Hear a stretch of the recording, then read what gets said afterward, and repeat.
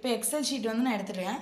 இப்போ இதில் வந்து பார்த்தீங்க அப்படின்னா நான் ஸ்க்ரீன் லாக் இப்போ நார்மலாக பண்ணுறப்ப நம்மளுக்கு என்ன ஆகுது, ஒரு செல்லுலேருந்து இன்னொரு செல்லுக்கு மாறுது. இப்போ நான் கீழே இருக்கக்கூடிய எக்ஸல் ஷீட்டை பாருங்கள். ஸோ அப்போ ஸ்க்ரீன் லாக் வந்து நான் வந்து ஸ்க்ரீன் லாக் இப்போ ஆஃபில் இருக்கிறப்ப நம்மளுக்கு என்ன ஆகுது அப்படின்னா இப்படி மூவ் ஆகுது. இதே நான் ஸ்க்ரீன் லாக் என்ன பண்ணிட்டேன் அப்படின்னா ஆன் பண்ணியிருக்கேன்.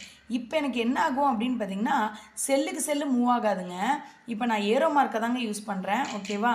ஸோ இப்போ ஏரோ மார்க்கை தான் யூஸ் பண்ணுறேன். அப்போ எனக்கு என்ன ஆகுது அப்படின்னு பார்த்தீங்கன்னா ஸ்க்ரீனே நகருது. புரியுதுங்களா? இதே நான் ஸ்க்ரீன் லாக் வந்து ஆஃப் பண்ணியிருந்தேன் அப்படின்னா நான் இந்த ஏரோ மார்க்கை யூஸ் பண்ணுறப்ப ஸ்க்ரீன் நகராது. ஸோ அப்போ என்ன ஆகும் அப்படின்னு பார்த்தீங்கன்னா ஒரு செல்லுலேருந்து இன்னொரு செல்லுக்கு நம்ம நகர்றதுக்கு இந்த ஆப்ஷனை யூஸ் பண்ணுவோம்.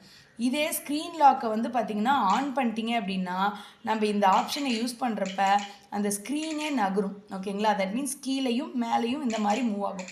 ஸோ இதுக்காக யூஸ் பண்ணக்கூடிய ஆப்ஷன் தான் என்ன அப்படின்னா ஸ்க்ரால் லாக்.